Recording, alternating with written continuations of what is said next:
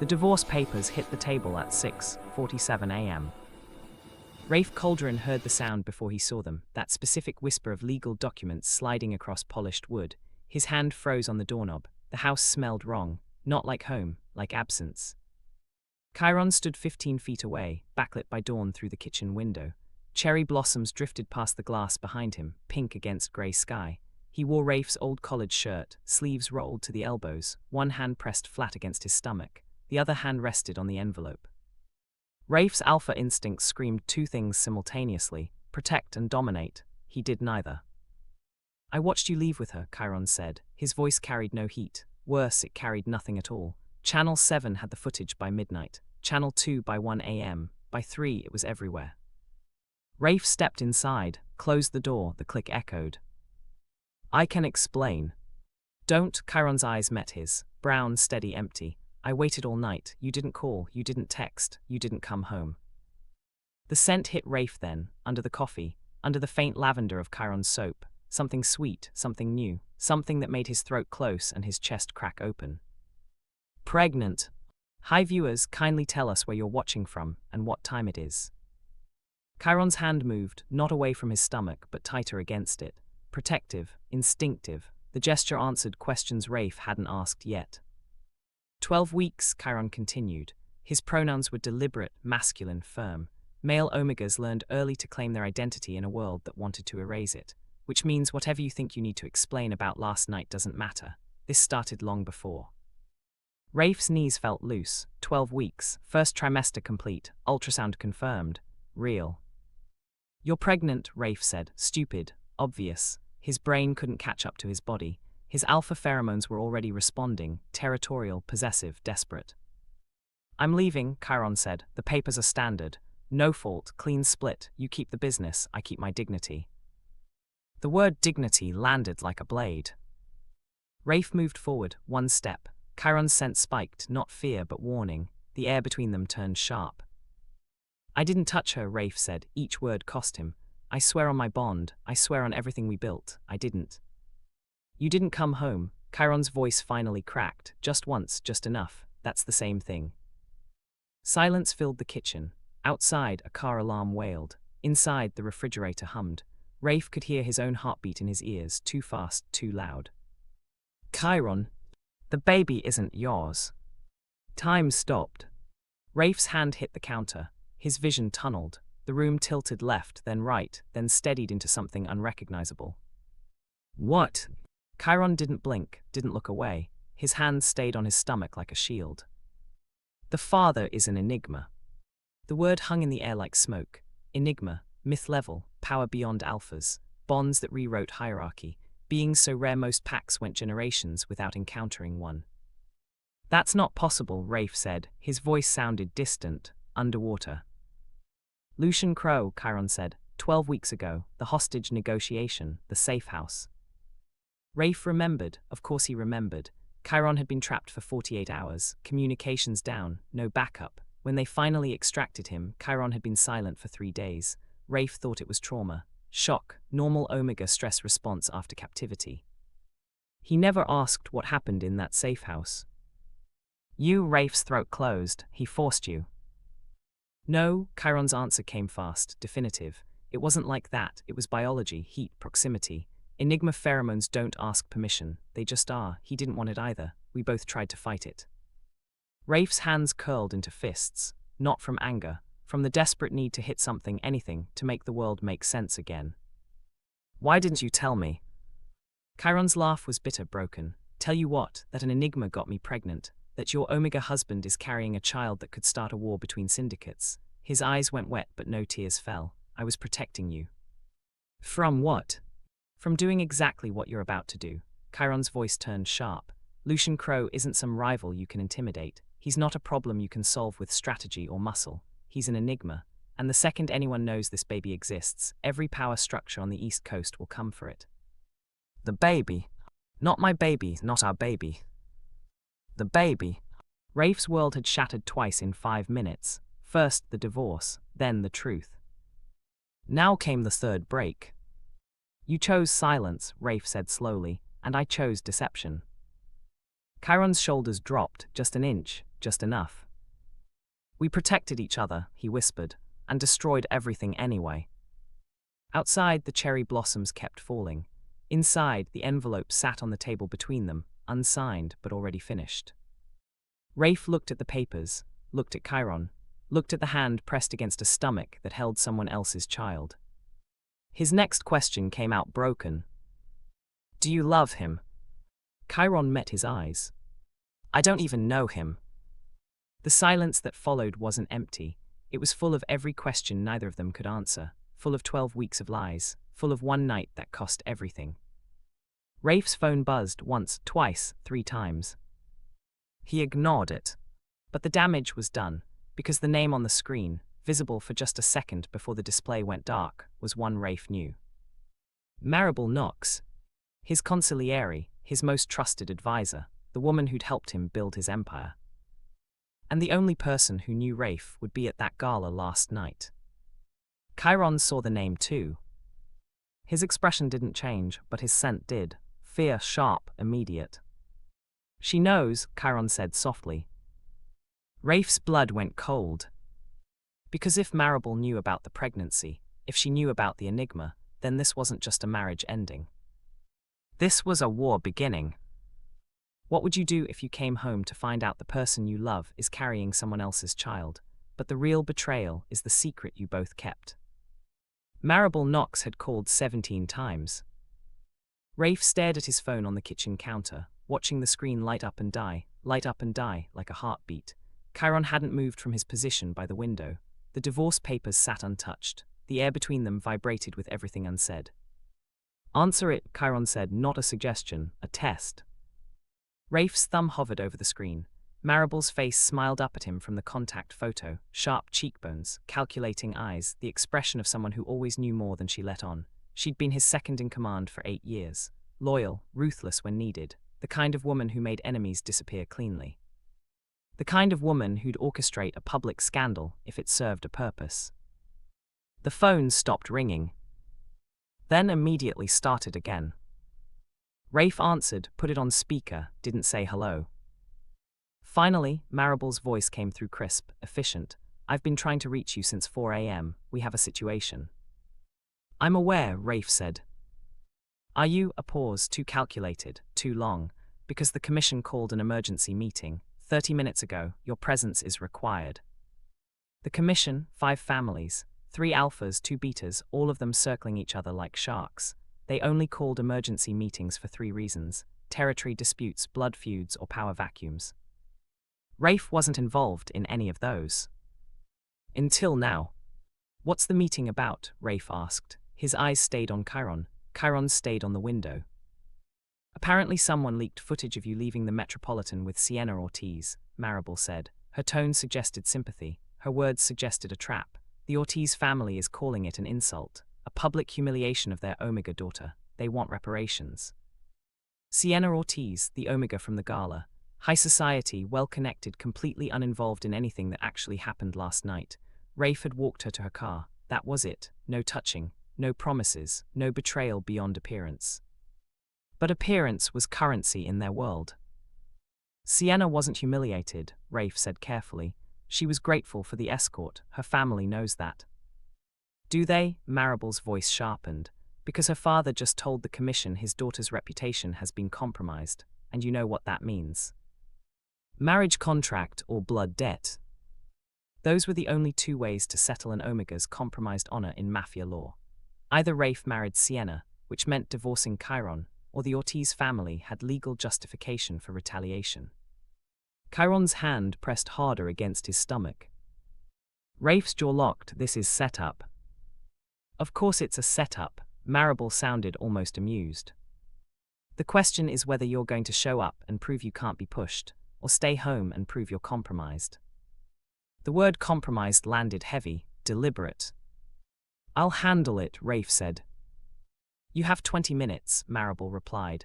And Rafe, come alone, don't bring your Omega. The commission doesn't need to see weakness. The call ended. Kairon turned from the window. His face was unreadable, but his scent told the truth. Anger, fear, resignation all tangled together. She called me your Omega, Kairon said quietly, like I'm property. She doesn't mean. Yes, she does. Kairon moved toward the table, picked up the divorce papers, held them between two fingers like they weighed nothing. This is what Maribel wants, me gone, you free, your reputation intact. Rafe's chest tightened. Kairon. Go to your meeting, Kairon interrupted. His voice was steady now, resolved. Go prove you're not compromised, go protect your empire. What about you? Kairon's smile was sad, broken, real. I'll be here when you get back. He placed the papers down, slid them halfway across the table, deciding whether to sign these or burn them. The commission met in a penthouse overlooking the harbor, floor-to-ceiling windows, marble floors, art worth more than most people's lives, 5 chairs arranged in a semicircle, 4 of them filled. Rafe walked in at 7:43 a.m., 3 minutes late, intentional. Antonio Ortiz sat on the left, silver-haired, expensive suit, the look of a man who'd never lost anything he couldn't buy back. His daughter Sienna stood behind him, eyes downcast, playing the humiliated Omega perfectly. Except her scent gave her away, no distress, no shame, just boredom. Rafe filed that information away. The other 3 commission members watched him enter, judging, calculating, waiting to see if the East Coast's most powerful alpha would stumble. Maribel stood in the corner, observing. Her expression was neutral, but something in her eyes gleamed. Calderon, Antonio said, "You're late." "Traffic," Rafe replied. He didn't sit, didn't apologize. "Let's skip the theater. What do you want?" Antonio's smile was thin.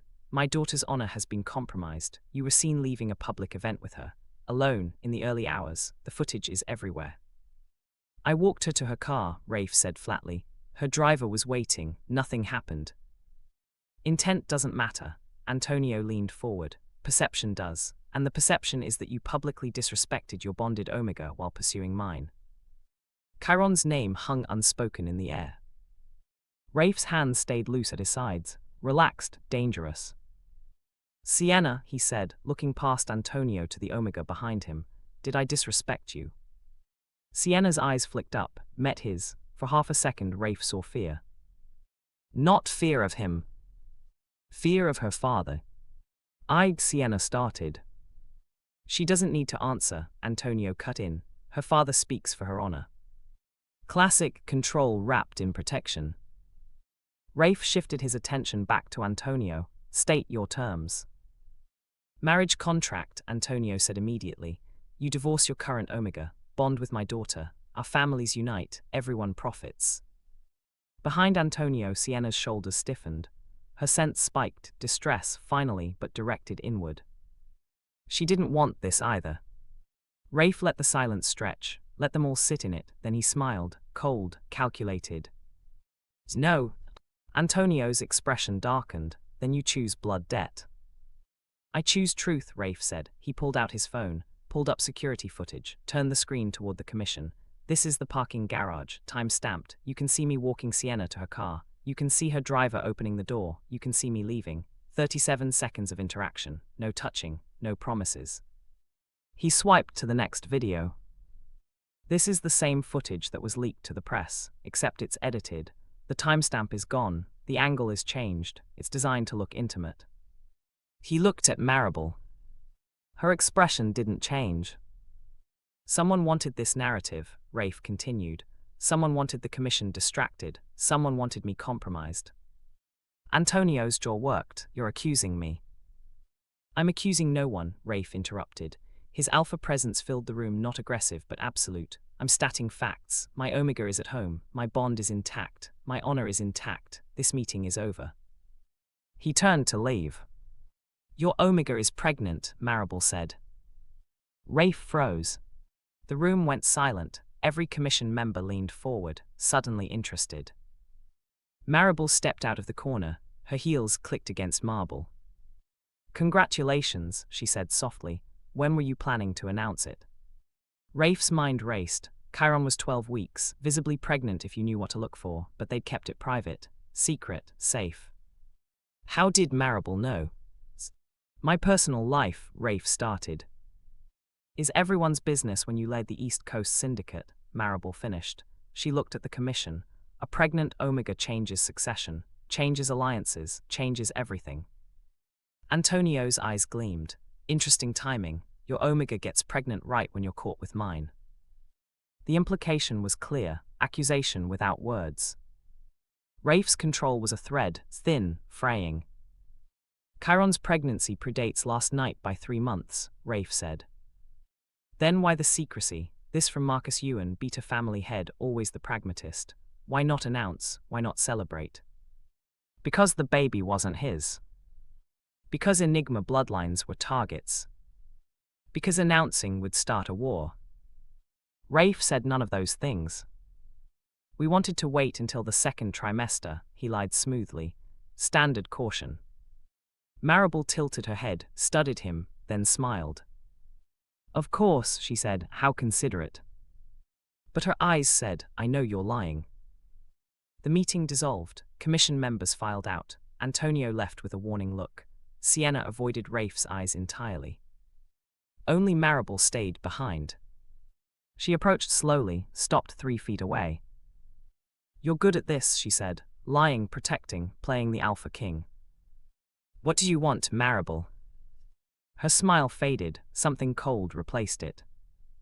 I want you to understand something, she said quietly. Omegas make alphas weak, they make us vulnerable, emotional, compromised. She said that word again, deliberately. Kairon has been a liability since the day you bonded him, and now he's pregnant with. She stopped, tilted her head.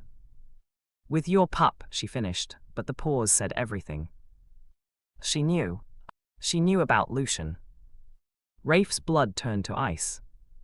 Stay away from my family, he said. Maribel's laugh was soft. Your family is exactly what I'm trying to protect from itself. She turned, walked toward the elevator, paused at the threshold. Rafe, she looked back. The footage of you and Sienna, I didn't leak it. The elevator doors closed. Rafe stood alone in the empty penthouse, watching the harbor through the windows. Ships moved in the distance, oblivious, safe. He pulled out his phone, called Kairon. No answer. He called again. Nothing. His heart kicked against his ribs. He ran for the stairs, faster than the elevator, and hit the ground floor at a sprint. His car was parked 2 blocks away. He didn't remember the drive home, just the sound of tires on pavement, just the image of Kairon standing by the window, just the scent of cherry blossoms and fear. He burst through the front door. The kitchen was empty. The divorce papers were gone. On the table sat a single note, Kairon's handwriting, clean, precise. They're coming, I'm sorry, K. Rafe's phone buzzed, unknown number, he answered without thinking. Calderon, the voice was low, controlled, unmistakably powerful. We need to talk about my child. Lucien Crowe. The Enigma. If you discovered the person meant to protect you was the one putting you in danger, would you run, or would you fight? Lucien Crowe's voice was quiet, that was the first warning. Powerful beings didn't need to shout, they just spoke, and the world rearranged itself around them. Where is he? Rafe's grip on the phone was white-knuckled. His alpha instinct screamed, challenge, protect, dominate, all useless against an Enigma. Safe, Lucien replied, no emotion, just fact, for now. If you touched him. I'm not the threat, a pause, deliberate, heavy, you are. Rafe's breath caught, what? You came home after public scandal. You confronted him about a pregnancy he's been hiding for 12 weeks. You left him alone in a house with no security while you ran to defend your reputation. Lucien's voice never rose, never needed to. Every surveillance camera within 3 blocks of your home is recording. Every rival family knows your omega is vulnerable, and you're asking me where he is. The words landed like bullets. Rafe's mind raced backward, the commission meeting, Maribel's knowing smile, Antonio's calculated accusations. All of it, every second, had been a distraction. While Rafe defended his honor, Kairon had been unprotected. Where is he? Rafe asked again, quieter now, desperate. Somewhere your enemies can't find him, Lucien said, which is more than you managed. Rafe's jaw locked, he's my husband. He's carrying my child, no possessiveness in Lucien's tone, just biology, just truth, that makes him my responsibility when you fail yours. The accusation cut clean through, because it was accurate. Rafe had chosen the commission, chosen reputation, chosen empire over the person who needed him most. Let me talk to him, Rafe said. Silence on the line, then faintly movement, fabric rustling, a door opening. Rafe, Kairon's voice came through, strained and exhausted. Are you hurt? Rafe's hand pressed flat against the kitchen counter, grounding, steadying. No, Kairon's breath hitched. I'm sorry, I panicked. After the note, after I saw the cameras outside, I called the only number I had. The only number, meaning Lucien. Meaning the Enigma who'd impregnated his husband was now protecting him better than Rafe had. Come home, Rafe said, I'll fix this. You can't fix this, Kairon's voice cracked. Maribel knows, Rafe, about Lucien, about the baby. She called me an hour after you left, told me she'd been watching, waiting, collecting evidence. Rafe's vision went dark at the edges. Evidence of what? That I'm a liability, Kairon whispered. That the pregnancy is complicated. That an Enigma bloodline in your territory will cause a war you can't win. Maribel's words from the penthouse echoed. Omegas make alphas weak. This had never been about Sienna Ortiz, never about reputation, it had been about removal. Maribel wanted Kairon gone. Stay where you are, Rafe said. Don't move, don't contact anyone, I'm coming. No, Kairon's voice turned firm. Lucien's right, you coming here puts us both in danger. We need time, we need a plan. We Kairon and Lucien, not Kairon and Rafe. The shift in pronouns was a knife between ribs. Kairon. I love you, Kairon said, simple, true, devastating, but loving you isn't enough to keep this baby safe, and right now that's all that matters. The line went dead. Rafe stood alone in his kitchen, holding a silent phone, staring at the empty space where his husband should be. The morning sun slanted through the windows, cherry blossoms stuck to the glass outside, pink and dying. His phone buzzed, text message, Maribel. We need to talk, office, 1 hour, come alone. Rafe deleted the message, didn't respond. His mind was a calculation engine now, cold, precise, assessing variables. Maribel knew about the pregnancy, about Lucien. She'd orchestrated the commission meeting to separate Rafe from Kairon. She'd pushed just hard enough to make Kairon run. But why? Power, always power. An alpha with a pregnant omega was stable, grounded, focused on family. An alpha whose omega left him was vulnerable, distracted, compromised. And a compromised alpha could be replaced. Rafe pulled out his phone, made 3 calls, each one short, efficient. First, his head of security, cameras around the house. I want every angle from the last 6 hours, send them to my private server. Second, his financial advisor, freeze Maribel Knox's access to all syndicate accounts, effective immediately. Third, Marcus Ewan, the Beta Commission member, the only one who'd stay neutral in a power play. I need a favor, Rafe said. Marcus's voice came through wary. What kind of favor? The kind where you ask no questions, and remember you owe me. A pause, then done. Rafe gave him coordinates, a location, an extraction plan. 30 minutes, Marcus confirmed. Rafe hung up. Then he did something he hadn't done in 8 years. He walked to the bedroom closet, pushed aside the expensive suits, reached into the false bottom he'd installed when they first moved in. Inside, a go bag, cash, passports, untraceable phones, a handgun he'd never told Kairon about. He'd built an empire on rules, clean business, no trafficking, no unnecessary violence. But every king had a contingency plan for when the empire turned on him. Maribel's office was on the top floor of the syndicate's main building. Glass walls, city views, everything visible, nothing hidden. Except her. Rafe walked in at 8:47 a.m., 13 minutes late, intentional. She sat behind her desk, fingers steepled, expression calm, like she'd been expecting him, like she'd planned this moment down to the second.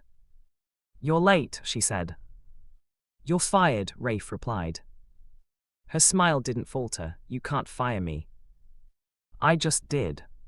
Maribel leaned back in her chair, studied him. You're upset, emotional, not thinking clearly. I'm thinking perfectly clearly. Rafe stayed standing, dominant position, alpha presence filling the room. You leaked the footage. You orchestrated the commission meeting. You scared my husband into running. I protected you, Maribel corrected, from a situation that would have destroyed everything you built. By destroying my marriage. Your marriage was already over, she said it simply. Factually, the moment Kairon let an Enigma touch him, he stopped being yours. Biology doesn't care about vows, Rafe, you know that. Rafe's hands curled into fists. Kairon didn't choose. Didn't he? Maribel stood, walked around the desk, stopped 5 feet away. He was in that safe house for 48 hours, alone with Lucien Crowe.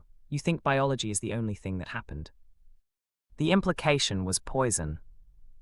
Kairon wouldn't. Kairon is an omega, Maribel interrupted, and omegas are designed to submit to the strongest pheromones, to the most dominant presence. Lucien Crowe is an enigma, you're just an alpha. She tilted her head. Who do you think wins that fight? Rafe's vision tunneled. His alpha rage was a living thing now, coiled and ready.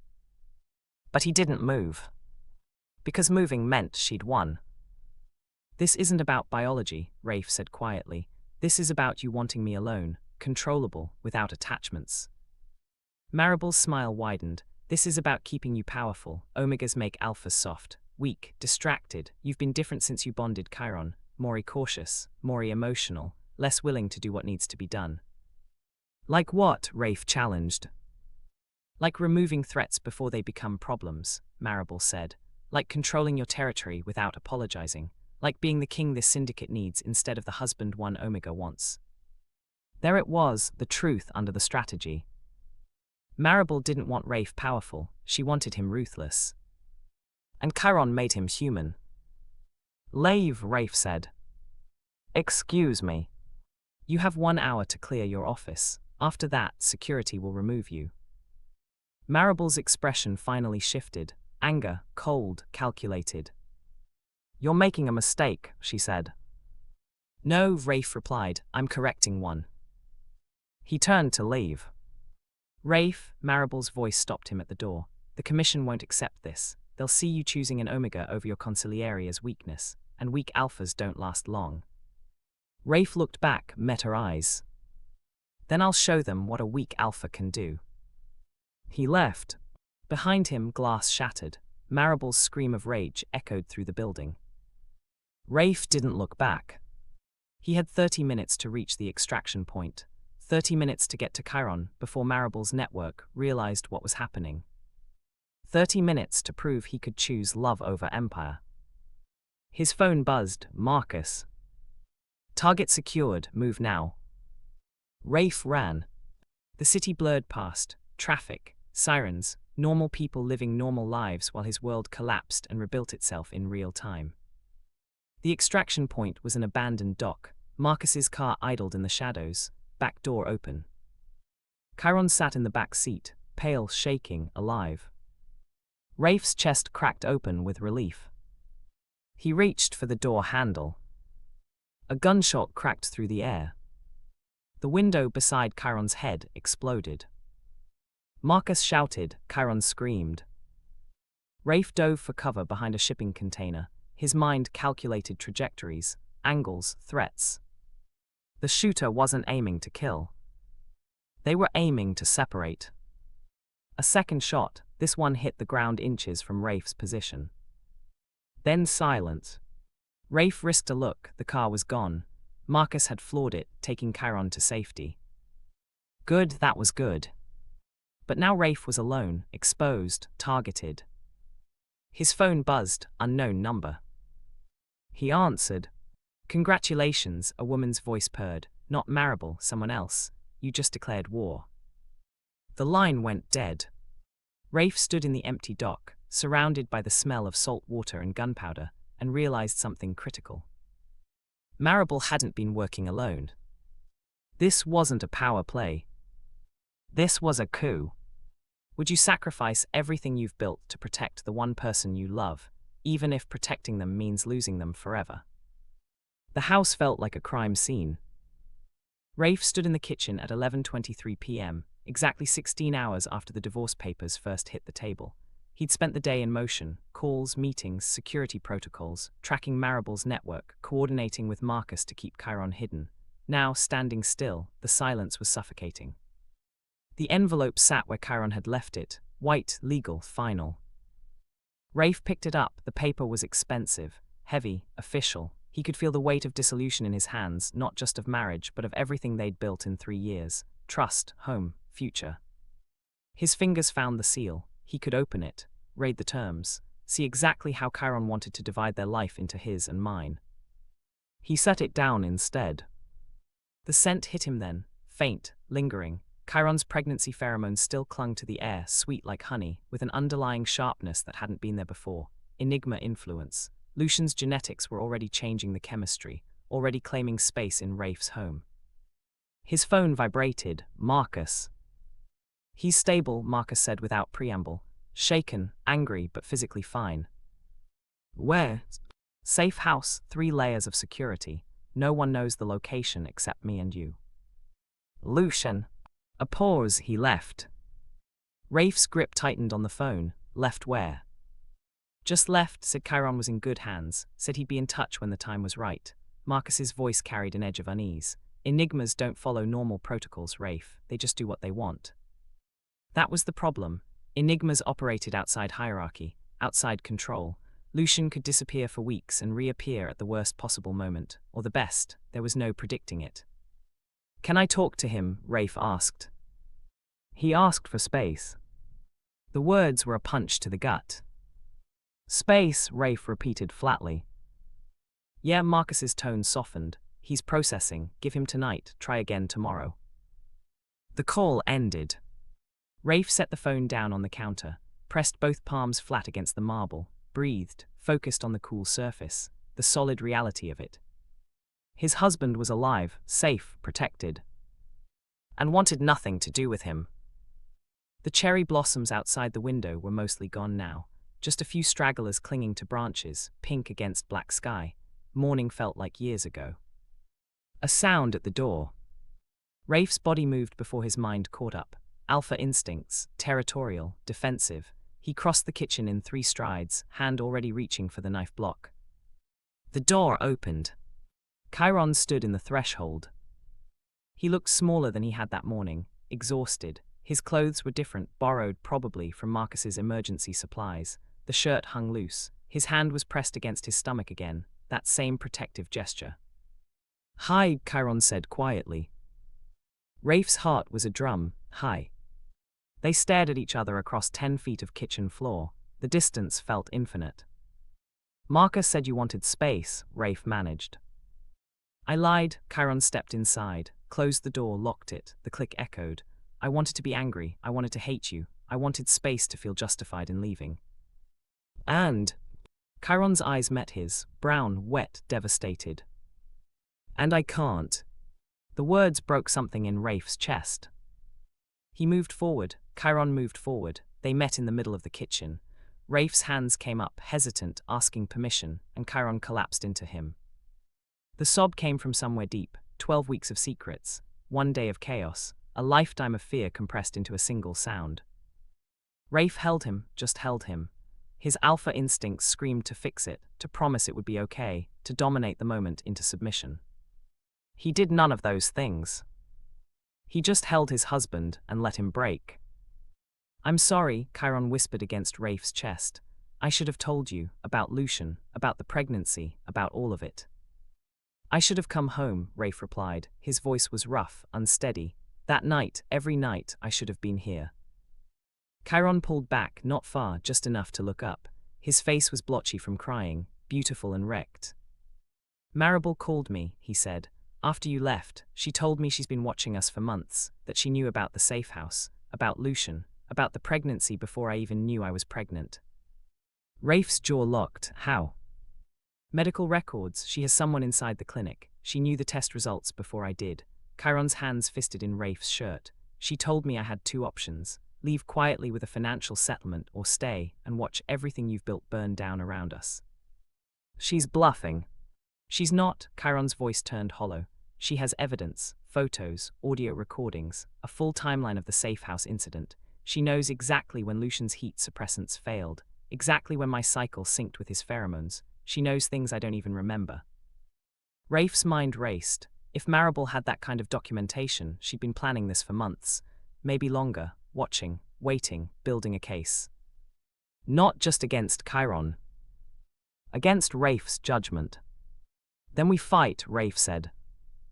Kairon laughed, bitter, broken. Fight with what? She controls half your network. She has commission members in her pocket.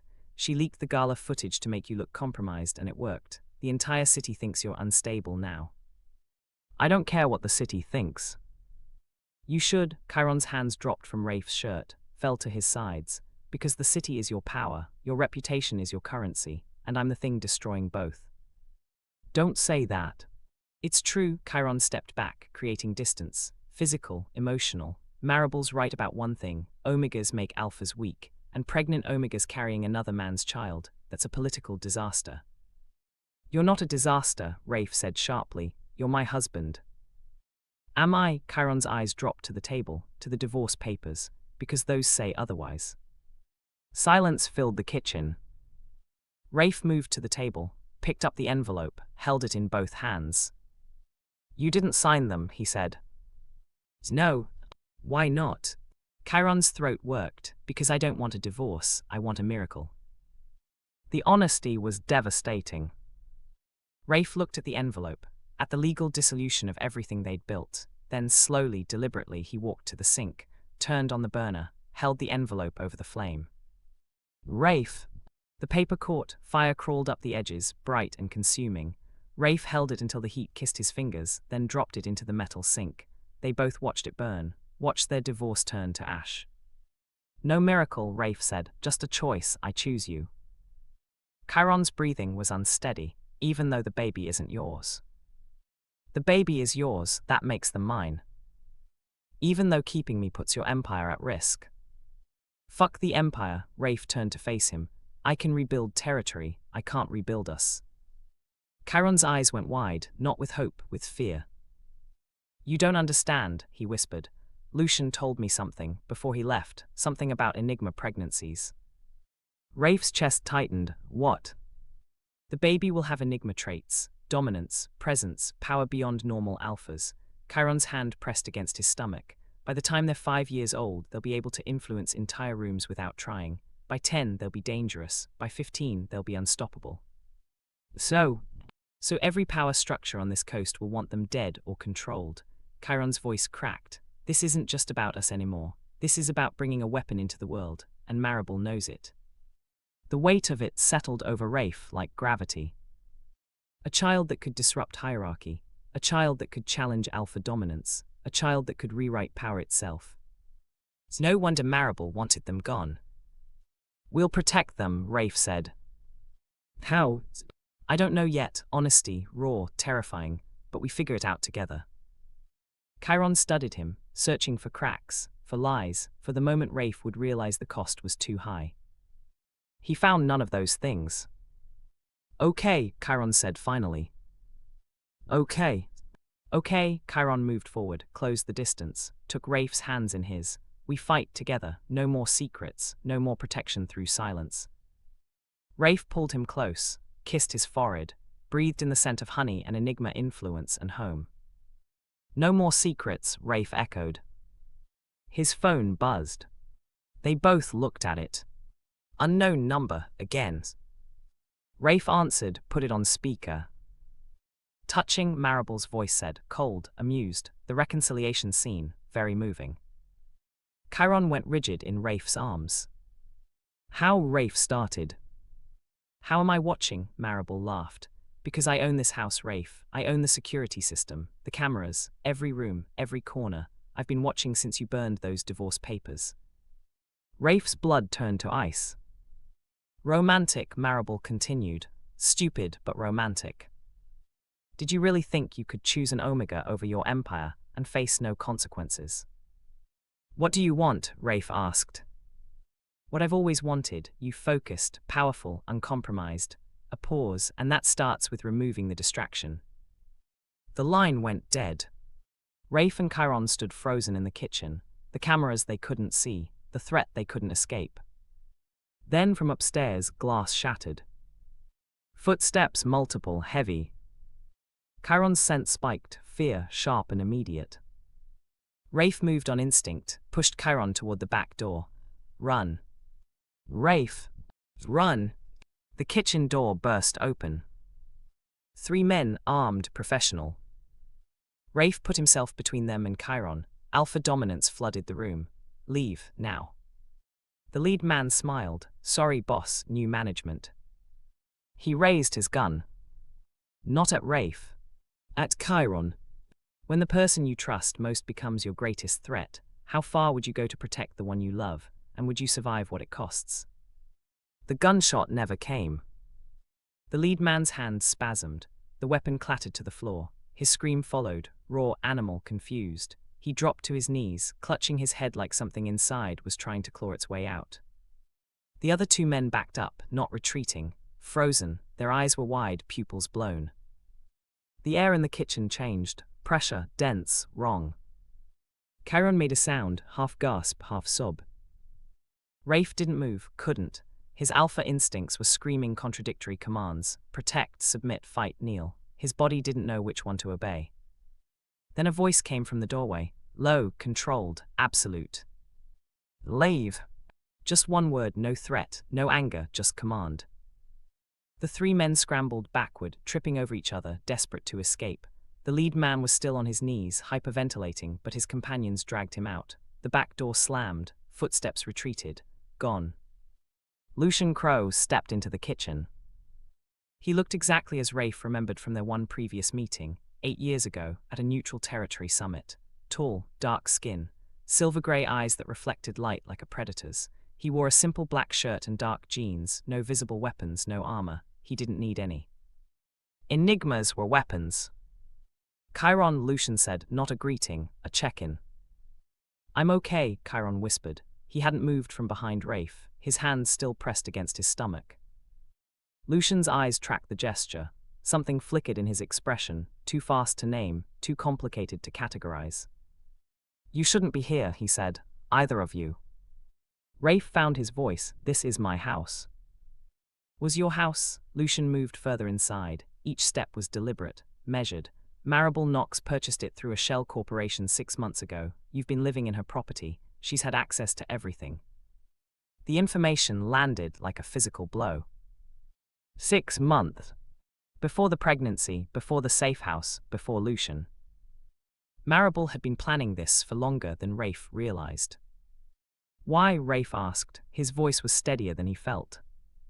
Because you're principled, Lucien said, and principled alphas don't stay in power, they get replaced by ruthless ones. He glanced at Kairon. She's been waiting for the right moment. The pregnancy gave it to her. Kairon's breathing went shallow. She knew before I did, she said. She had access to your medical records, Lucien interrupted, bought off a clinic administrator. The pregnancy test came back positive on September 23rd. You didn't take the test until October 2nd. 9 days. Maribel had known for 9 days before Kairon did. Rafe's hands curled into fists. I'm going to kill her. No, Lucien said simply, you're not. Excuse me. Lucien's eyes met his. No challenge, no aggression, just fact. If you kill Maribel Knox, the Commission will use it as justification to dismantle your territory. They're already looking for reasons. A murder of your own consigliere, no matter how justified, will be the excuse they need. He tilted his head. And while you're fighting that war, who protects Kairon? The question was a trap with no good answer. Rafe looked at Kairon, pale, shaking, one hand on his stomach, the other reaching for Rafe's. What do you suggest? Rafe asked quietly.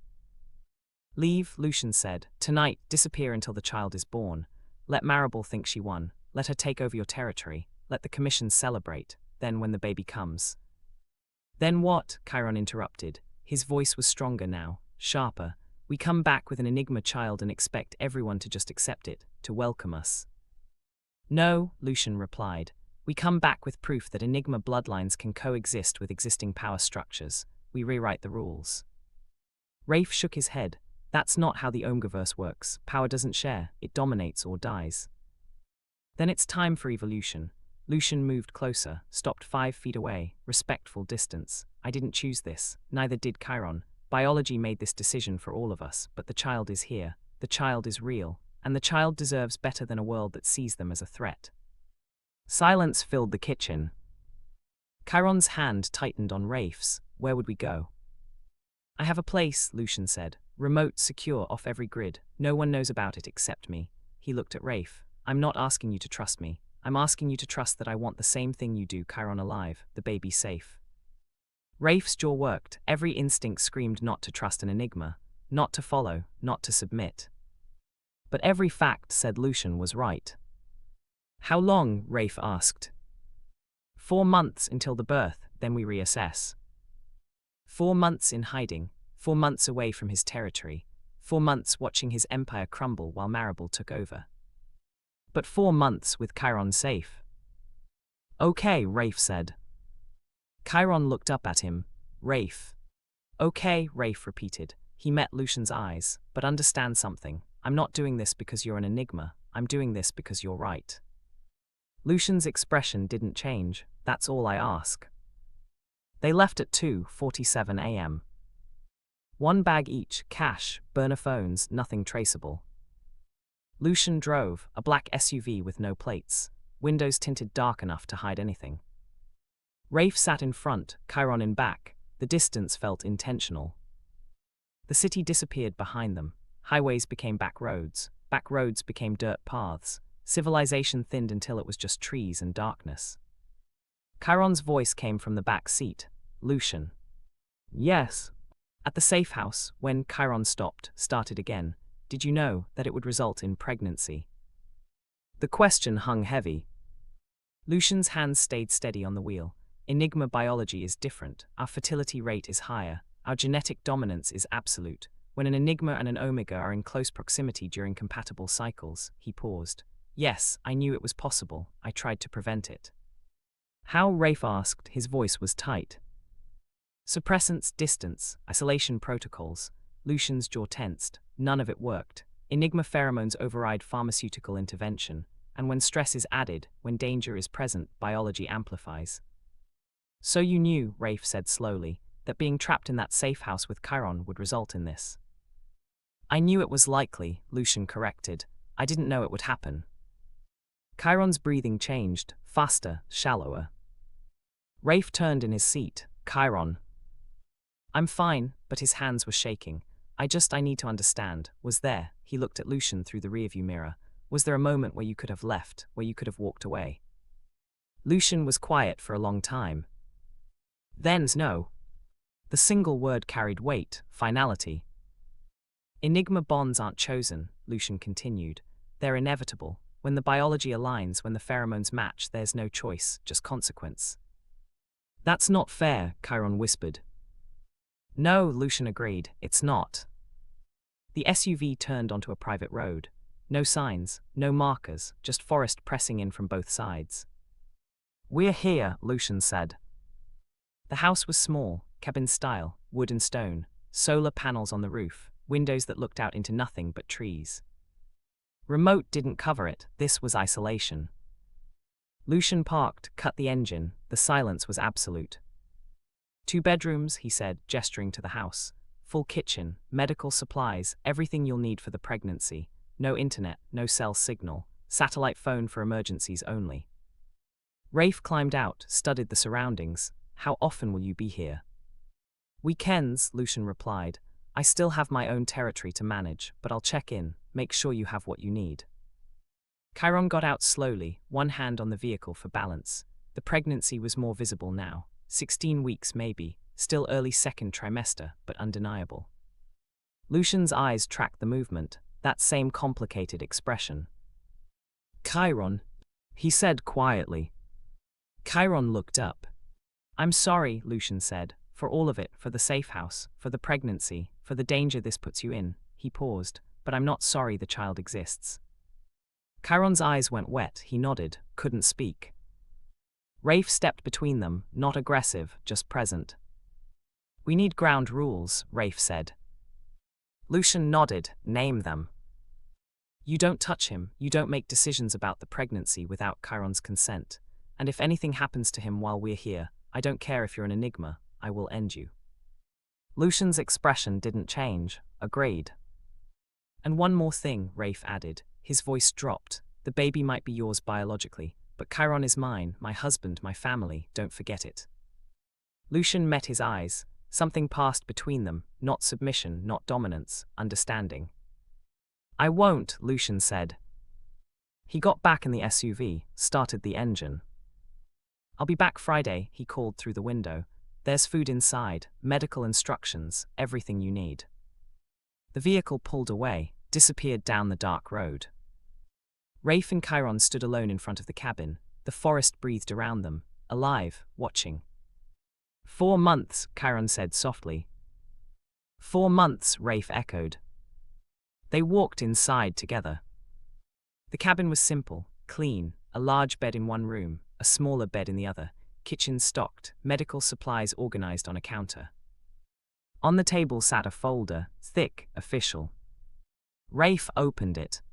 Inside, ultrasound images, genetic testing results, pregnancy timeline, medical projections. And one photograph. The ultrasound from week 12, clear, detailed. The baby was visible, tiny, real. Kairon stood beside Rafe, looking down at the image. "They're beautiful," he whispered. Rafe's hand found Kairon's, laced their fingers together. "Yes," he agreed, "they are." Outside, something moved in the trees, fast, gone before either of them could focus on it. Rafe's phone buzzed, satellite phone, one message, unknown number. "Enjoy your exile. When you come back, there won't be a territory left to claim. M. It's Maribel." Rafe deleted the message, set the phone down. 4 months to hide. 4 months to plan. 4 months until everything changed. He looked at Kairon, at the hand pressed protectively over the growing life inside him. "We're going to survive this," Rafe said. Kairon met his eyes, promise. Rafe pulled him close, kissed his temple, held him like the world outside didn't exist. "Promise." But outside in the trees, watching from shadows, something waited. Not Maribel's men. Not commission enforcers. Something older, something that recognized Enigma bloodlines. Something that had been hunting them since the moment the pregnancy began. And it was getting closer. If safety means exile and exile means losing everything you've built, what would you sacrifice to protect the one thing you can't replace? The blood appeared on week 17. Kairon stood in the cabin bathroom at 4:12 a.m., staring at the red stain on white fabric. His breathing stopped, then started too fast. "Rafe!" The word came out broken. Rafe was awake instantly. Alpha instincts didn't sleep. He crossed the small cabin in 3 strides, found Kairon frozen by the sink. "I'm bleeding," Kairon whispered. Rafe's mind went cold. Clinical, the medical folder had warned about complications. Enigma pregnancies carried higher risk, the genetic dominance could trigger rejection responses, but seeing it, blood, real, now. "How much?" Rafe asked. Not a lot, but enough." Rafe grabbed the satellite phone, dialed the emergency number Lucien had programmed. 2 rings, then Lucien's voice, alert despite the hour. "What happened?" "Bleeding," Rafe said, "light, no cramping yet." "Put him on." Rafe handed the phone to Kairon. "Kairon," Lucien's voice came through, calm and commanding. "Listen to me. Lie down, left side, elevate your feet, breathe slowly." Kairon obeyed. Rafe helped him to the bed, stacked pillows under his legs. "Is it cramping?" Lucien asked. "No, just scared." "I know, that's normal. The bleeding might be implantation adjustment. Enigma genetics can cause tissue irritation as the placenta develops, but we need to monitor. I'm 40 minutes away. Don't move until I get there." The line stayed open. Lucien drove with the phone on speaker. Rafe could hear the engine, the road, the focused silence. Kairon's hand found Rafe's, squeezed tight. "I can't lose this baby," Kairon said, "not to anyone specific, to the universe." "You won't," Rafe said, praying it was true. 38 minutes later, headlights cut through the cabin windows. Lucien came through the door with a medical bag. No greeting, just efficiency. He moved to the bed, set up portable monitoring equipment. "I'm going to do an ultrasound," he said. "It might be uncomfortable. Tell me if anything hurts." Kairon nodded, lifted his shirt. The gel was cold, the transducer pressed against skin, the monitor flickered to life. Rafe held his breath. Then movement, a heartbeat, strong, fast, perfect. "There," Lucien said quietly. He He angled the screen so Kairon could see. Heartbeat is 158, strong, placenta looks intact, no signs of abruption. Kairon's sob was relief and terror mixed. Lucien continued the scan, methodical, thorough. Finally, he set the equipment aside. The bleeding is likely from cervical irritation, he explained. Your body is adapting to Enigma hormone levels. It's uncomfortable but not dangerous. Yet, Rafe's voice went sharp. Lucien met his eyes. Enigma pregnancies are unpredictable. The genetic dominance can trigger immune responses. We need to monitor closely, daily. If the bleeding increases, if cramping starts, if his temperature spikes, we go to a hospital, immediately. Hospitals mean records, Rafe said. Records mean Maribel finds us. Then Kairon dies, Lucien said flatly. Which option do you prefer? The words were brutal, true. Rafe looked at Kairon, pale, exhausted, one hand pressed over where the baby was growing. We monitor, Rafe said, daily. Anything changes, we go. Lucien nodded, started packing his equipment. There's something else, he said, not looking at them. Maribel Knox made a move 3 days ago. She's consolidated power faster than expected. The commission officially recognized her as East Coast Syndicate head yesterday. Rafe's hands curled into fists, that fast. She had everything prepared, documentation, votes, support already secured. Lucien's jaw tightened. She's claiming you abandoned your territory, that you're compromised by Omega attachment, that you're unfit to lead. And the commission believed her. The commission wanted to believe her. Lucien finally looked at Rafe. An alpha who chooses an Omega over power is dangerous. It sets a precedent they can't allow. Kairon's voice came quiet from the bed. So I did destroy everything. No, Rafe said immediately. He moved to the bed, took Kairon's face in both hands. Maribel destroyed it, not you, never you. But if I wasn't pregnant? If you weren't pregnant, she would have found another excuse. Rafe's thumbs brushed across Kairon's cheeks. This was always her plan, you were just the catalyst. Lucien cleared his throat. There's more. Rafe looked at him. Maribel's putting out contracts, Lucien continued. Not on you, on Kairon. She's offering payment to anyone who can confirm his location. She's framing it as protective custody, bringing him home safely. But really, Rafe asked. Really, she wants the pregnancy terminated. Lucien's voice went cold. An Enigma child in her territory is a threat she can't control. Dead is easier than managed. Kairon's breathing went shallow. Rafe's alpha rage was a living thing. How much is she offering? Enough. Lucien moved to the window, looked out into darkness. I've already turned away 3 teams of hunters this week. They're getting closer. You didn't tell us, Rafe said. I handled it. That's not your call. It's exactly my call. Lucien turned. His eyes reflected light, animal, ancient, absolute. The child is mine. That makes their protection my responsibility. You're here because I allow it, not because you have rights. The dominance in the room shifted, compressed. Rafe felt it. His alpha instincts screamed to challenge, to fight, to reclaim authority. But fighting an Enigma was suicide. Kairon's voice cut through. Stop. Both men looked at him. Just stop, Kairon repeated. He sat up slowly, one hand on his stomach. This isn't about whose child it is. This isn't about dominance or territory. This is about survival. He looked at Lucien. Thank you for protecting us, for handling the hunters. Then to Rafe, and thank you for being here, for not leaving. The tension didn't disappear, but it shifted, became something manageable. Lucien picked up his medical bag. I'll be back tomorrow, same time. Daily monitoring until the bleeding stops. He moved to the door, paused. Maribel's not working alone, he said. Someone's funding her. Someone with resources beyond normal syndicate operations. I'm trying to identify who. Any leads? Rafe asked. One, Lucien's expression was unreadable. But if I'm right, this is bigger than a power grab. This is about eliminating Enigma genetics entirely. The implications settled like ice. There are people, Lucien continued, who believe Enigmas are evolutionary threats, that our existence destabilizes the natural hierarchy. They've been quiet for decades, but an Enigma child, especially one born into a major syndicate, would give them justification to act. Act how? Kairon asked. Lucien's eyes met his. Extermination. The word hung in the air.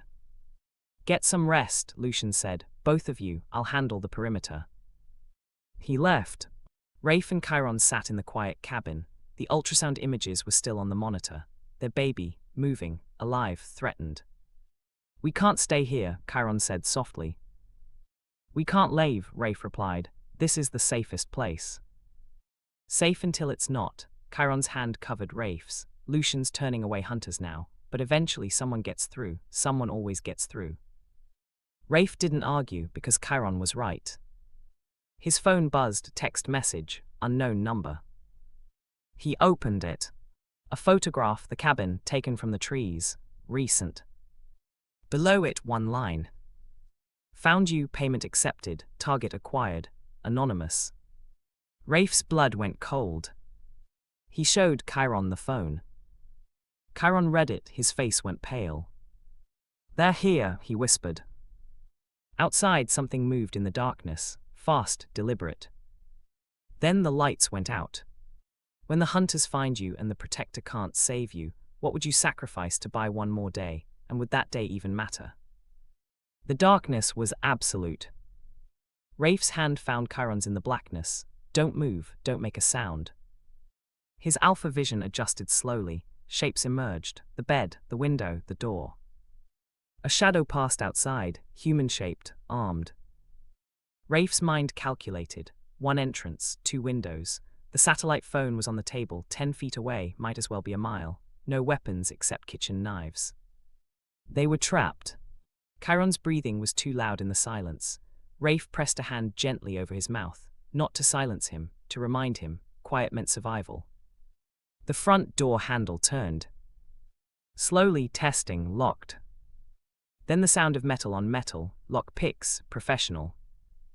Rafe moved, silent, lifted Kairon from the bed, carried him toward the back bedroom. Kairon understood without words, didn't protest, just held on. Rafe set him down in the closet, small, dark, cramped. Stay here, Rafe whispered directly into his ear. No matter what you hear, don't come out until Lucien arrives. Rafe, promise me. Kairon's hand gripped his shirt, tight, desperate, then released. I promise. Rafe closed the closet door, moved back to the main room. The front door opened. 3 figures entered, tactical gear, night vision, weapons raised. The lead hunter spoke. Thermal shows 2 heat signatures, one in the bedroom, one. He didn't finish. Because Rafe hit him from the side, full alpha strength, no restraint. They went down together, hard. The other 2 hunters swung their weapons around. Rafe rolled, grabbed the fallen hunter's knife, came up fast. You're making a mistake, Rafe said. His voice carried alpha command, dominance. Leave now, last chance. The second hunter laughed. Maribel's paying 6 figures for the Omega. Dead or alive, your alpha tricks don't work when we're getting paid. Dead or alive, Rafe repeated slowly. She said that specifically. Does it matter? Yeah, Rafe smiled, cold, lethal. It matters. He moved. Alpha speed was one thing, alpha rage was another. Combined, they were devastating. The second hunter went down with a broken wrist. The third managed to fire, one shot, deafening in the small space, but Rafe was already moving. The bullet hit wall. Rafe hit the hunter. 3 men, 40 seconds, done. Rafe stood in the center of the cabin, breathing hard, covered in other people's blood. The hunters were alive, unconscious, disarmed. He pulled out zip ties from the gear one was carrying, bound all 3, then dragged them outside, lined them up on the porch. The satellite phone was still on the table. Rafe grabbed it, dialed Lucien. They're here, Rafe said when Lucien answered. How many? 3 handled, but there might be more. I'm 15 minutes out. Secure Kairon, don't engage further. Already done. Rafe ended the call, went back inside, locked the door. Kairon. No answer. Rafe's heart kicked. Kairon. He ran to the back bedroom, threw open the closet door. Empty. No. Rafe spun, checked the bathroom, the kitchen, back to the bedroom. The window was open, screen removed, careful, quiet. Kairon was gone. Rafe's mind went blank, then hyper-focused. If Kairon left, he had a reason. If he climbed out the window, he was running from something Rafe didn't see. Rafe went back to the main room, looked at the 3 unconscious hunters. Then saw what he'd missed. A 4th tactical bag by the door, partially hidden. 4 hunters, not 3. Rafe's blood turned to ice. He ran outside, followed the tracks from the bedroom window, fresh, recent, 2 sets. 1 small, Kairon. 1 large, the 4th hunter. The trail led into the forest. Rafe ran. The forest was darkness and sound, branches, wind, distant movement. Rafe's alpha senses were screaming, fear, rage, desperation all mixed into something primal. He found them 200 yards from the cabin. The 4th hunter had Kairon against a tree, 1 hand over his mouth, 1 knife against his throat. "Don't move," the hunter said, female voice, calm, professional. "I will cut him, don't test me." Rafe stopped, hands visible, non-threatening. "Maribel's paying you," Rafe said. "I'll pay double, let him go." "Can't," the hunter adjusted her grip. Kairon whimpered. "Already accepted the contract. Breaking it means blacklist. No amount is worth that." "Then what do you want?" "To finish the job and leave." She looked at Kairon. "Sorry, sweetheart, nothing personal." The knife moved. Rafe lunged. Too slow, too far. But something else was faster. A sound cut through the forest. Not human, not animal, something between. A frequency that made Rafe's bones vibrate and his vision blur. The hunter's hand spasmed, the knife dropped. She screamed, collapsed, clutching her head just like the first hunter in the cabin. Kairon fell to his knees. Rafe caught him before he hit the ground. Lucien stepped out of the trees. His eyes were glowing, silver-grey, reflecting light that wasn't there. "Get him back to the cabin," Lucien said. His voice was wrong, layered, echoing, now. Rafe didn't argue. He lifted Kairon, ran. Behind them, the hunter was still screaming. Inside the cabin, Rafe set Kairon on the bed, checked him over. No cuts, no blood, shaking violently but alive. "I'm sorry," Kairon gasped. "I heard her coming through the window. I thought if I ran, she'd follow me. She'd leave you alone." "You can't," Rafe's voice broke. "You can't do that. You can't put yourself in danger to protect me." "Why not?" Kairon's eyes were fierce despite the tears. "You do it constantly." Rafe had no answer. The door opened, Lucien entered. His eyes were normal now, human, tired. "The hunters are handled," he said. "All 4, they won't remember this location, won't remember your faces, I made sure." "How?" Rafe asked. "Enigma influence works on memory when the dominance is strong enough." Lucien moved to the medical bag, started checking Kairon's vitals. They'll wake up confused, missing hours, no usable information. "And Maribel? We'll know her hunters failed, she'll send more." Kairon's hand pressed against his stomach. "How many times can we survive this?" Lucien's expression was grim, not enough. Rafe stood, paced, his mind was working, calculating. "We can't keep running," he said. "We can't keep hiding. Eventually someone gets lucky." "So what do you suggest?" Lucien asked. Rafe turned, looked at both of them. "We go on offense," he said. "We stop reacting and start controlling the situation." "How?" Kairon asked. Rafe's smile was sharp, dangerous, Alpha King returning. "We give Maribel exactly what she wants," he said. "We let her think she won." Lucien tilted his head. "Explain." "Maribel wants me out of power, wants Kairon dead, wants the baby erased." Rafe moved to the table, started planning. "So we fake it, we stage Kairon's death, we let her celebrate, we let her drop her guard." "And then," Lucien pressed. "Then we hit her when she's not expecting it, when she thinks she's safe, when she thinks she's untouchable." Rafe looked at Lucien. "Can you fake a death convincingly?" Lucien considered. "Yes. But it would require Kairon to disappear completely. No contact, no traces, for months." "How many months?" Kairon asked. "Until the birth," Lucien said. "Maybe longer." Kairon's hand covered his stomach. The baby would be born in hiding, with no legal identity, no protection. "But alive," Rafe said, "and once Maribel's dealt with, we can fix the rest." And if we can't deal with Maribel, Kairon challenged, if this plan fails. Rafe met his eyes. Then we were dead anyway. At least this way we choose how we fight. Silence filled the cabin. Lucien spoke first. I can make it work. I have resources, connections. I can create a convincing death scene, make it look like the hunters succeeded. And the body, Rafe asked. Synthetic, dental records match, DNA close enough to pass initial testing. Lucien looked at Kairon. But you have to commit. Once we stage this, you can't appear anywhere, can't contact anyone, you become a ghost. Kairon looked at Rafe, then at Lucien, then down at his stomach. Do it, he said quietly. Kairon, Rafe started. Do it, Kairon repeated, stronger now. If this is what keeps the baby safe, we do it.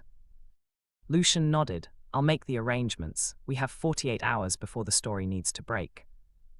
He moved to the door, stopped. Rafe, he said, once this starts, you go back. Alone, you face Maribel, you act devastated, you play the grieving alpha perfectly. I can do that, Rafe said. And Kairon stays with me, Lucien continued, under my protection, until the birth, no exceptions. Rafe's jaw tightened. Every alpha instinct screamed against separation, against letting another male, especially an Enigma, protect his omega. But logic won. Okay, Rafe said. Lucien left. Rafe and Kairon sat together in the quiet cabin, 2 days until everything changed. I'm scared, Kairon admitted. Me too, Rafe replied. They held each other, memorizing, preparing. Outside, dawn broke, pink light filtered through the trees. The last sunrise they'd see together for months. Maybe forever. But at least they'd see it together. Kairon's phone, the burner, buzzed. One message, unknown number. I know what you're planning, I know about the fake death, and I'm going to make sure everyone else knows too. Sleep well, M. It's Maribel. She'd been listening. The cabin wasn't safe. It never had been. When your enemy knows your plan before you execute it, can you still win, or do you just choose how you lose? The safe house burned at dawn. Not the cabin, a different location, 300 miles west, a place Lucien owned, a place he'd moved Kairon to in the middle of the night after Maribel's message. Rafe watched the news coverage on a burner phone, firefighters, police tape, reporters speculating about accelerants and foul play. One body recovered, badly burned, dental records being examined. The death was real to everyone watching. Except Kairon was alive, hidden, protected. And now Rafe had to go home and lie about it. The city looked the same, felt different. Rafe drove through streets he'd controlled for 8 years. His territory, his empire, now Maribel's. Commission headquarters was downtown, glass tower, 27th floor. Rafe walked in at 9:42 a.m. No security stopped him. No one challenged his presence. They pitied him instead. The grieving alpha, the broken king. Maribel's office door was open. She sat behind the desk that used to be his, looked up when he entered. Rafe, she said, sympathy in her voice, poison in her eyes, I'm so sorry for your loss. Rafe said nothing, just stared. The fire was tragic, Maribel continued. Accidents happen in remote locations. No emergency services, no chance of rescue. She tilted her head. I hope you find peace. You killed him, Rafe said quietly. I did no such thing. Maribel's smile was thin. I sent hunters to retrieve him, bring him home safely. What happened after, she shrugged. Not my responsibility. Rafe's hands stayed loose, relaxed, dangerous. You wanted him dead, he said. You got what you wanted. I wanted you uncompromised, Maribel corrected. I wanted you focused, powerful, the alpha this territory needs. She stood, walked around the desk. And now you're free, free to rebuild, free to lead without distraction. Is that what you think? Rafe asked. That I'll just come back, take orders from you, pretend nothing happened? I think you're smart enough to recognize reality. Maribel stopped 5 feet away. Your omega is dead, your marriage is over. Your choice is simple, work with me or lose everything. Rafe was silent for a long moment. Then he smiled. Cold, calculated, Alpha King returning. You made one mistake, he said softly. Maribel's expression flickered. What mistake? You assumed I loved my territory more than I loved him. Rafe's voice dropped. You were wrong. He turned, walked toward the door. Where are you going? Maribel called after him. To burn your empire down, Rafe said without looking back, piece by piece, until there's nothing left. He left. The next 72 hours were surgical. Rafe didn't attack Maribel directly, he attacked her foundation. First, the money. He had backup accounts Maribel didn't know about, offshore, untraceable. He drained her operational funds, rerouted payments, froze assets. Maribel's network started crumbling within hours. Second, the loyalty. Rafe called in every favor he'd earned in 8 years, every debt, every alliance. He reminded people what kind of leader he'd been, what kind of leader Maribel was.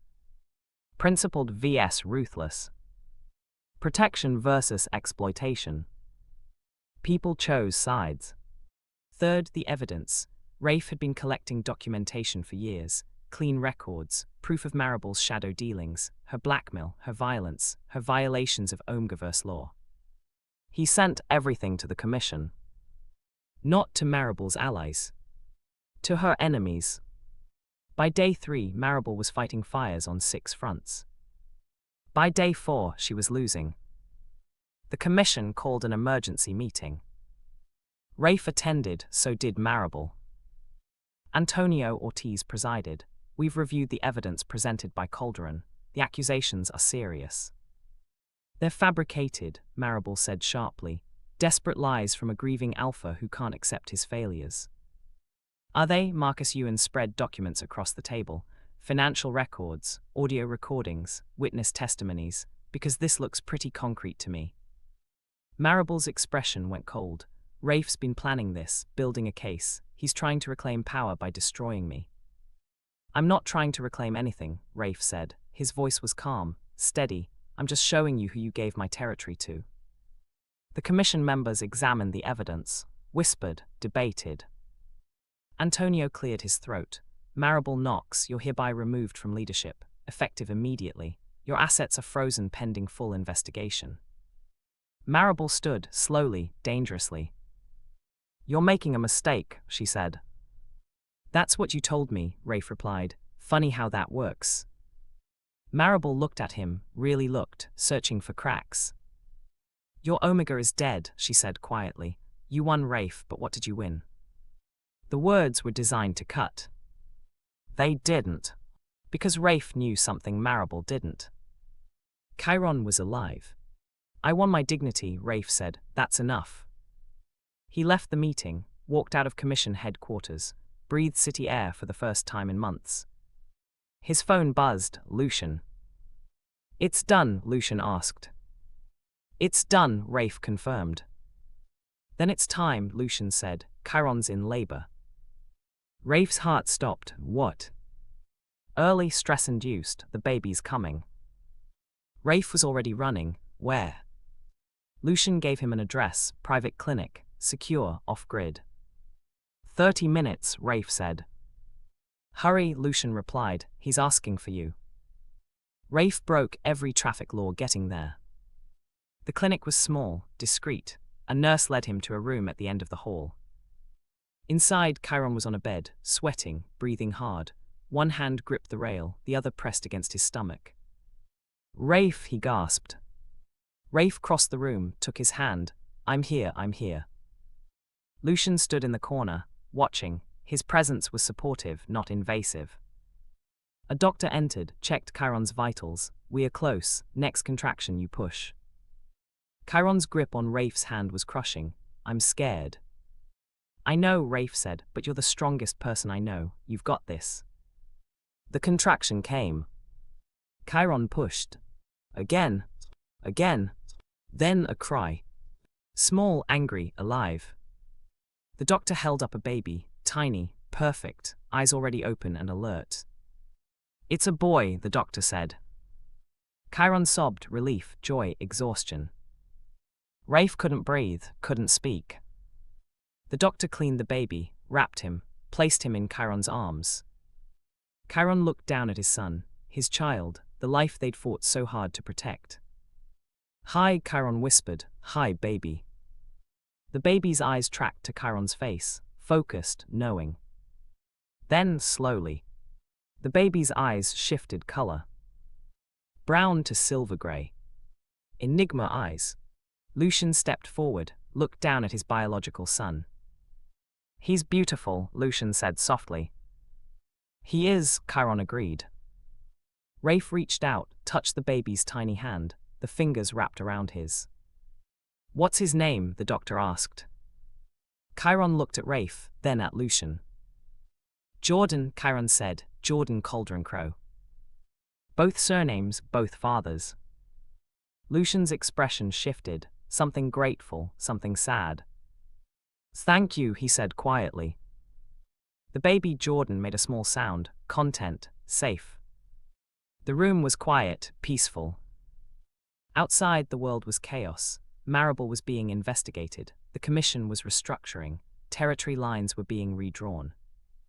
But inside this room, there was only family. Complicated, unconventional, real. "Can I hold him?" Rafe asked. Kairon nodded, carefully transferred the baby. Rafe held Jordan, looked into those silver-gray eyes, saw the future. "Hey kid," Rafe whispered. "Welcome to the world, sorry it's complicated." Jordan blinked, yawned, closed his eyes. Trusting, innocent. Rafe looked at Kairon. "We did it." "Yeah," Kairon said, smiling, exhausted. "We did." Lucien cleared his throat. "I should go, give you time." "Stay," Kairon said, "please." Lucien hesitated, then nodded, sat in the chair by the window. The three of them, Rafe, Kairon, Lucien, sat together in the small clinic room. Not enemies, not rivals. Just three people who loved the same child. Jordan slept peacefully in Rafe's arms. Perfect, protected, home. But outside the clinic, a car pulled up. Maribel Knox stepped out. She'd found them. When everything you fought for finally comes together, can you protect it? Or will the enemy you thought you defeated take it all away? The gunshot shattered the window. Glass exploded inward. Rafe dove over Kairon and the baby, his body covered theirs, shielding. "Get down," Lucien's voice was command and fury combined. Another shot, this one hit the wall, plaster dust rained down. Rafe's mind was ice, calculate, protect, survive. "Back rooms," he said, "now." Kairon clutched Jordan, moved fast despite exhaustion. Rafe pushed them toward the door. Lucien was already at the broken window, looking out, his eyes shifted, human to Enigma, silver-gray, glowing. "3 shooters," he said. "Maribel's in the car, watching." "She knows," Rafe said, "about the fake death, about everything." Apparently, Lucien's voice was cold, lethal. "This ends now." He moved toward the door. Rafe grabbed his arm. "Don't, they'll kill you." Lucien looked at him, no fear, just certainty. "They'll try." He pulled free, walked out. Rafe heard it then, that sound, the Enigma frequency, the one that made humans collapse and alphas kneel. Outside, someone screamed. Rafe turned to Kairon. "Hide, somewhere they can't find you. Don't come out until I say it's safe." "Rafe, please." Rafe kissed his forehead, kissed Jordan's. "Please." Kairon nodded, disappeared into the back room. Rafe grabbed a medical tray, heavy metal, not a weapon but close enough. He went to the window, looked out. 3 shooters were on the ground, unconscious. Lucien stood over them, breathing hard, eyes still glowing. Maribel was out of the car, gun raised, pointed at Lucien. "You're an abomination," she said, her voice carried, clear, hateful. "Your kind doesn't belong in this world." "My kind," Lucien's smile was sharp, "or just me?" "All of you." Maribel's finger tightened on the trigger. "Enigmas destabilize everything. Your genetic mistakes, evolutionary dead ends that refuse to die." "Interesting theory," Lucien said. "Want to test it?" He moved. Enigma's spade was inhuman, literally. 1 second, Lucien was 10 feet away. The next, he was disarming Maribel. Her gun clattered to the pavement. She stumbled back, fear finally showing. "You can't kill me," she said. "The commission will." "The commission will do nothing," Rafe said. He'd climbed out the window, walked up behind her. Because you're not commission anymore, you're just a criminal. Maribel spun, saw him, her expression twisted. You should be destroyed. You and your Omega and that thing you're calling a child. That thing, Rafe said slowly, is a baby, a person, someone you tried to murder before he even had a chance to breathe. Because he's dangerous, Maribel's voice rose. Don't you see? Enigma genetics are weapons. That child will grow up to dominate everyone around him. He'll rewrite power structures. He'll make alphas obsolete. Good, Kairon's voice came from behind them. Everyone turned. Kairon stood in the clinic doorway, Jordan in his arms, exhausted, defiant, beautiful. Maybe alphas need to be obsolete, Kairon continued. Maybe the old hierarchy is broken. Maybe it's time for something new. Maribel laughed, bitter, desperate. You don't understand. That child will destroy you. He'll dominate everyone, including you.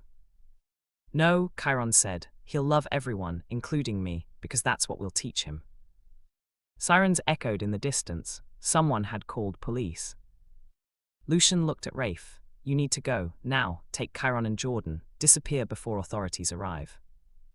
What about you? Rafe asked. I'll handle this, Lucien gestured to Maribel, to the unconscious shooters. I'll give statements, take responsibility, you three were never here. Lucien. Go, the Enigma's voice was command and plea combined. Please, let me do this one thing, let me protect them my way. Rafe understood. This was Lucien's confession, his accountability, his choice. Okay, Rafe said. He moved to Kairon, took his hand. They walked together to the car parked in the clinic lot, a nondescript sedan, keys in the ignition.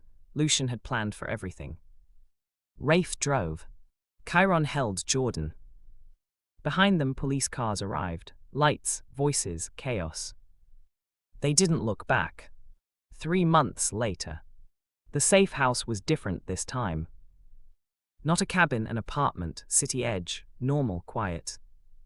Jordan was growing fast, 3 months old, healthy, alert, his eyes stayed silver grey. Enigma traits were already showing, unnaturally calm, focused attention, ability to influence emotions just by being present. But he was still a baby, still needed feeding and changing and love. Kairon was recovering well, physically healed. Emotionally, that was harder, but he was trying. Rafe worked from home now, rebuilt his territory remotely. The commission had cleared him of all charges. Maribel was facing trial, multiple counts, attempted murder, conspiracy, Omega endangerment. She'd spend the rest of her life in prison. Justice, finally. One evening, there was a knock at the door. Rafe answered. Lucien stood in the hallway, looking tired, older somehow, but alive. Hi, he said. Hi, Rafe replied. They stared at each other, so much history, so much complicated. Can I see him? Lucien asked. Rafe stepped aside. Lucien entered, found Kairon on the couch, Jordan asleep in his arms. He's bigger, Lucien said softly. Growing every day, Kairon replied. Lucien sat carefully, didn't reach out, just looked. I've been thinking, he said, about custody, about my role, about what's fair. What do you want? Rafe asked. Lucien was quiet for a long moment. I want him to know me, he said finally. Not as a father, not as a replacement, just as someone who cares, someone who will be there if he needs me. Kairon looked at Rafe. Rafe looked at Kairon. They'd talked about this, prepared for this moment. Okay, Kairon said, but on our terms. Visits are scheduled, you don't make decisions without us, and if Jordan ever feels uncomfortable, we reevaluate. Agreed, Lucien said immediately. And one more thing, Rafe added. You stop trying to protect us from everything, we're a family, we handle things together. Lucien smiled, small, real, deal. Jordan woke up then, blinked, saw Lucien. His tiny hand reached out. Lucien's finger met his palm, Jordan's fingers wrapped around it. The moment was small, profound, healing. Hi Jordan, Lucien whispered. I'm Lucien, he paused, searched for words, I'm your friend. Jordan made a sound, content, trusting. The 3 adults sat together, not enemies, not rivals, not even co-parents exactly. Just people figuring it out. I should go, Lucien said eventually. Let you rest. Thursday, Kairon said. Come back Thursday for dinner. Lucien's expression shifted, grateful, surprised. Really? Really, Kairon confirmed. Jordan should know you, should grow up understanding that family isn't always simple. Lucien nodded, left quietly. Rafe and Kairon sat together on the couch, Jordan between them. You okay? Rafe asked. Yeah, Kairon said, scared, but okay. Me too. They held each other, held Jordan, held on to everything they'd fought for. Outside, the city moved, life continued, normal chaos. Inside, there was peace. Complicated, fragile, real. If you had to choose between the family you planned and the family you needed, which would you fight for, and could you learn to love both? Subscribe and turn on notifications so you never miss stories that inspire. Share your thoughts in the comments about family, sacrifice, and second chances. Your words might inspire someone else's journey. The cherry blossoms were blooming again. Rafe stood in the backyard of their new house, real house, not hiding spot, watching pink petals drift through morning light. 1 year since the divorce papers, 1 year since everything broke and rebuilt. Jordan was walking now, 15 months old, fast, curious, those silver eyes tracked everything with unnatural focus. He toddled across the grass toward Rafe, arms out, trusting. Rafe picked him up, Jordan's small hand patted his face. Duh, Jordan said, his first word, or one of them. He said it to both Rafe and Lucien. Neither corrected him. Kairon came outside, coffee in hand, smiled at them. Breakfast is ready, he said. We are coming, Rafe replied. They walked inside together. The kitchen was bright, clean, smelled like home. Lucien was already there, setting the table. He came by twice a week now, sometimes more. Boundaries were clear, respected, working. Morning, he said. Morning, Rafe and Kairon echoed. They sat together, ate breakfast, talked about normal things, Jordan's development, territory business, upcoming commission meeting. The commission had changed, new leadership, new laws, Omega protection expanded, Enigma recognition officially granted. Jordan would grow up in a different world than his parents had. Better, maybe. The doorbell rang.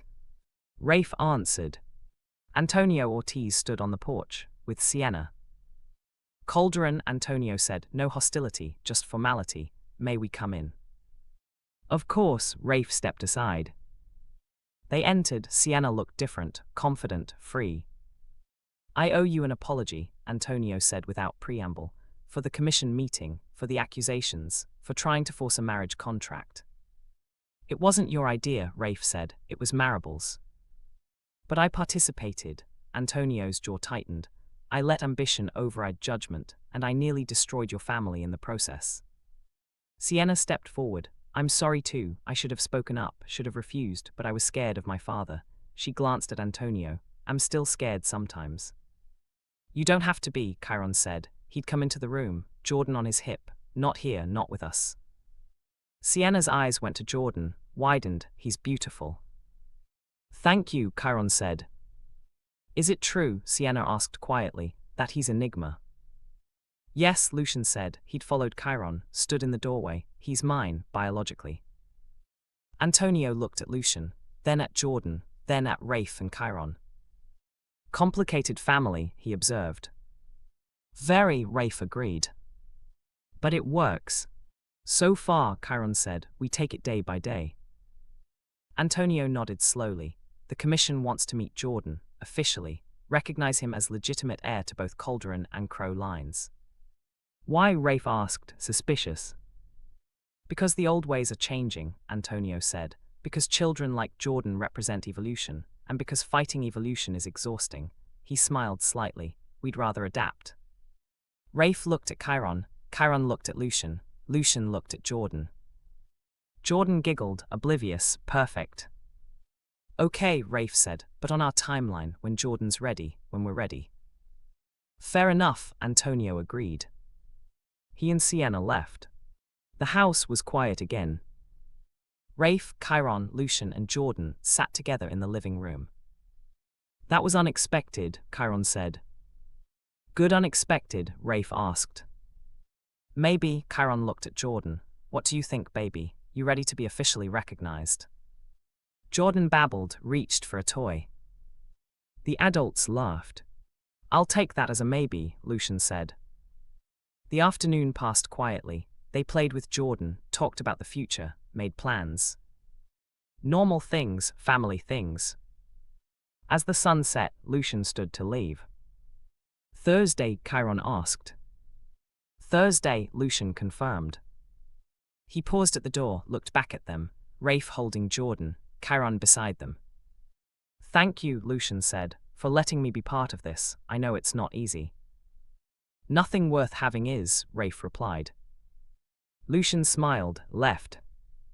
Rafe and Kairon gave Jordan a bath, put him to bed, sat together on the couch. We did it, Kairon said, we survived. Yeah, Rafe said, we did. They held each other, tired, happy, home. The house didn't feel empty anymore. It hummed with life, with love, with possibility. Outside, cherry blossoms drifted past the window, pink against darkening sky. Inside, Jordan slept peacefully, dreaming baby dreams. Protected, loved, free. The empire Rafe built had crumbled, but something better rose from the ruins. Not power, not dominance, just family. Complicated, unconventional, perfect. And that was enough. 6 years later, Jordan started school. His eyes were still silver grey, his presence was still commanding, but he was gentle, kind, protective of smaller children. He had 2 fathers and 1 Omega parent who loved him fiercely. He had a complicated origin story that he didn't fully understand yet. But he had safety, security, home. The world was changing around him, slowly, imperfectly. But changing. Enigmas were no longer hunted. Omegas had more protections. Alphas were learning that strength wasn't just dominance. Evolution was messy, painful, necessary. And Jordan, beautiful, powerful, gentle Jordan, was proof that the future could be better than the past. Rafe and Kairon stood at the school gates, watching Jordan walk inside, backpack too big for his small frame, silver eyes bright with curiosity. He'll be okay, Kairon said. I know, Rafe replied. But they held hands anyway, just in case. Because that's what family did. They held on, they adapted, they survived. Together. The lessons weren't loud, they were woven through every moment. Power without honesty destroyed love. Silence meant to protect could still wound deeply. Accountability mattered more than dominance. Families were forged by choice, not just biology. And true strength meant knowing when to submit, to truth, to love, to responsibility. Jordan would learn these lessons, in time, through living them. For now, he was just a 6-year-old walking into school. Excited, nervous, brave. Just like his parents had been. Just like everyone was at some point. The cherry blossoms bloomed every spring. The house that had once felt empty stayed full. And the family that had been broken learned to heal. Not perfectly, not completely. But enough. Always enough. Thank you for joining us on this journey through love, loss, and redemption. Subscribe and turn on notifications so you never miss our next story. Share your thoughts in the comments about sacrifice, family, and second chances. Your words create connections and inspire others walking similar paths. What would you fight for? What would you sacrifice? Tell us your story. We're listening.